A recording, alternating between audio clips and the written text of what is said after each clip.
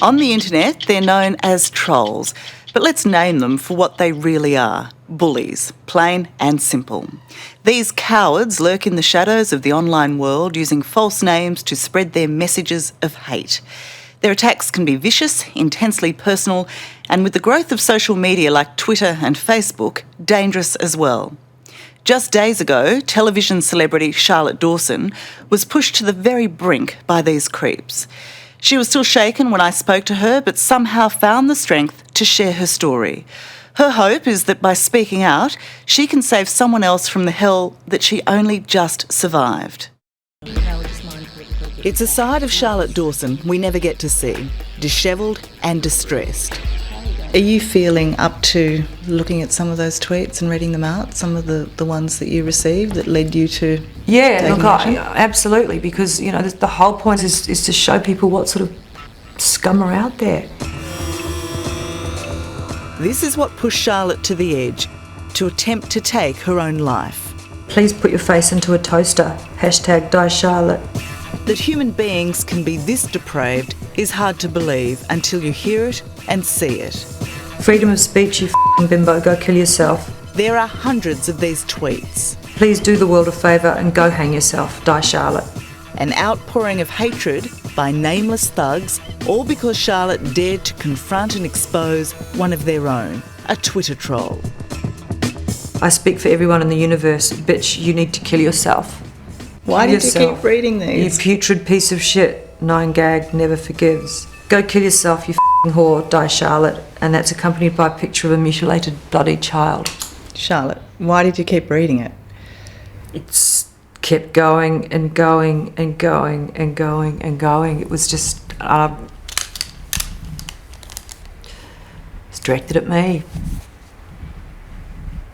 Have you ever gone up to someone in the street and said that to them? No one I know would do that to anybody.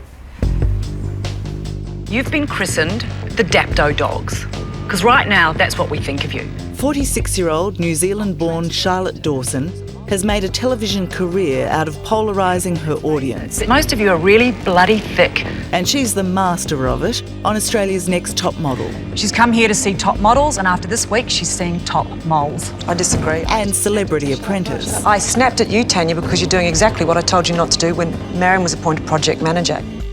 She's also a successful celebrity of the cyber world, using Twitter to promote her shows and often blunt opinions. Less well known is her vulnerable side and her decade-long battle with depression. When you work in a public environment like the media, you do have to have a thick skin, and you do understand that no matter what you do, even if you're Mother Teresa, people are still going to hate you just because they think you're ugly or they don't like the sound of your voice. But sometimes, especially if people are wanting you to kill yourself and you're somebody who's previously tried to end your life, it's very, very easy to feel like that's exactly what you want to do. This online onslaught was triggered by Charlotte outing a troll who'd attacked one of her Twitter supporters. Now, in the real world, that's a pretty admirable thing to do, sticking up for a mate. But in the troll world, it was a call to arms. And these anonymous cowards unleashed their hatred and more. They threatened to come and get her. Do they really mean what they say, do you think? The ferocity of these tweets, though, to me, I'll have to be very honest without trying to sound like a boo-hoo, poor me, that I have felt that because I am quite public and because people know where I am and what I do, that my safety could be in danger, because these tweets are very serious. Right, so even though you're used to receiving them and you've had them for a while, that they still shock you and they still scare you? I've never had death threats to this ferocity. I've never had a campaign to this ferocity. My tweets are usually about how old I am or how ugly I am, or, how I failed at my marriage and how I can't have children and how I'm a spinster and how I'm plastic. It's usually appearance stuff. It's usually all charming. Yeah, it's the usual woman on TV vitriol. That's what I'm used to. I'm not used to an entire campaign of being told to kill myself. This despicable campaign got the better of Charlotte at 2 a.m. Thursday, and she told them as much, tweeting, "You win." All she remembers next is police and ambulance officers by her side and being taken to hospital. But that too has the cynics sneering, especially as she's about to launch her memoirs. So your actions were an attempt on your own life. They weren't a publicity stunt. They weren't an attempt to sell your book. They weren't an attempt to seek sympathy. I understand why you're asking that question, but I think it's... I don't find it an insulting question, but if I was doing some publicity stunt, I would choose probably a little bit of a different time. I would probably be sitting here in front of you with a full full hair and makeup and, looking all glamorous and go, oh, poor me. I'm not saying that at all. I'm saying that people need to be extremely responsible, if they can be when they're online, to encourage people to end their lives, because big old tough Charlotte, even big old opinionated tough Charlotte, can sometimes be punched down too. And as I said, I was, and they won, and I'm happy to talk to you about that at my peril. So the aim was to die? I believe so. I was very drunk, but I was extremely distraught.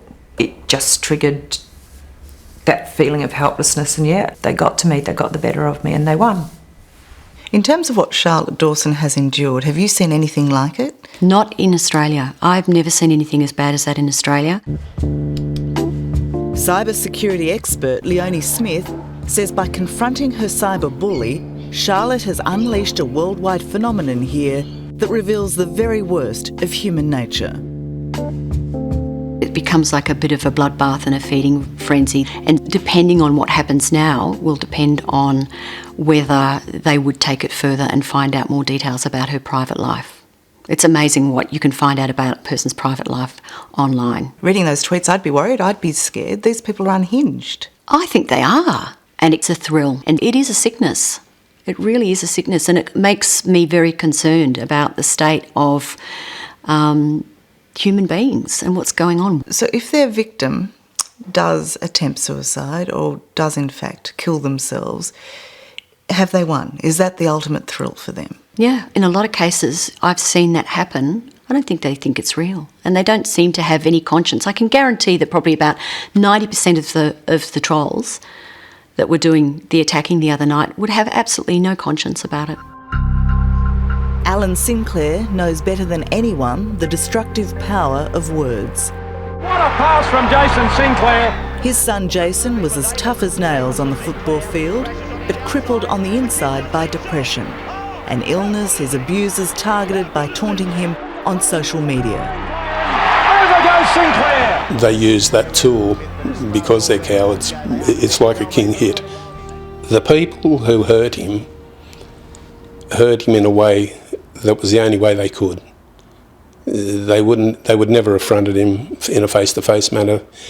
They would never have dared say that to him in the street. They chose to do it behind the protection of a computer. You clearly miss him a lot. Oh. Yeah. Sorry. In December 2010, Jason overdosed and died. What Alan lives with every day is that the internet bullies won. He doesn't want Charlotte to succumb in the same way. It opened up an old wound. I saw some similarities there, but I also saw a very brave young woman who was prepared to do what it took to chase down and name and shame this person. I only hope it worked, because they're the baddie in all this, not Charlotte Dawson.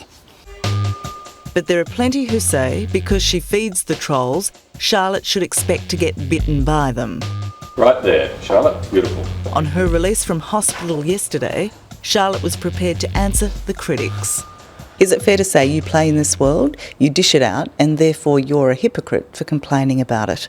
Oh, look, and I expect there's always going to be banter, there's going to be arguing, there's going to be bitchiness, there's going to be humour, there's going to be sarcasm. I accept that sort of thing. There's just, and I've just never seen it taken to the actual level that it was taken to. So you've never been abusive, you've never bullied? I don't think so. I think people diminish what bullying is, Bullying is extremely threatening behaviour that is constant and that makes people feel threatened and terrified. And I can't think of anyone I've done that to. Battered and bruised, Charlotte is taking some time to recover, and she promises Twitter won't be part of the recuperation. But the best medicine, from Leonie Smith, is to ignore the trolls, not confront them. If somebody attacks you online, don't just take it on yourself, Reach out to someone who you know cares about you, and, get them to come over and sit with you, because the worst thing is for a person on their own sitting at home dealing with this. Sometimes you just need someone to pull you away. Somebody just say, stop reading it. Yeah. But if you're one of the trolls who attacked Charlotte, watch out. You might yet be exposed, and worse. There are consequences. These people can be traced, because I have contacted the police and had a lengthy discussion with them today. And they are using devices, mobile devices, iPads, computers, in order to vilify and intimidate and threaten. So, yeah, there are consequences. I guess you'd hope that they'd be charged. I'd like to see them charged, yeah. So I don't think encouraging people to end their lives is funny or clever. And I just wonder if this is going to silence you.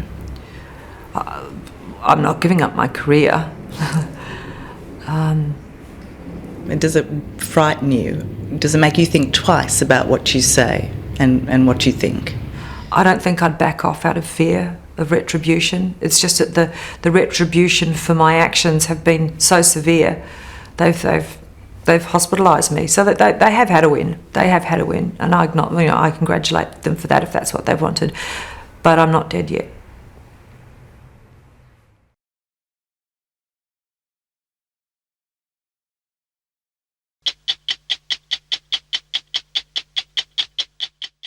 Hello, I'm Tara Brown. Thanks for watching 60 Minutes Australia.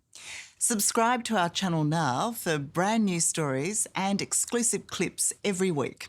And don't miss out on our extra minute segments and full episodes of 60 Minutes on 9now.com.au and the 9Now app.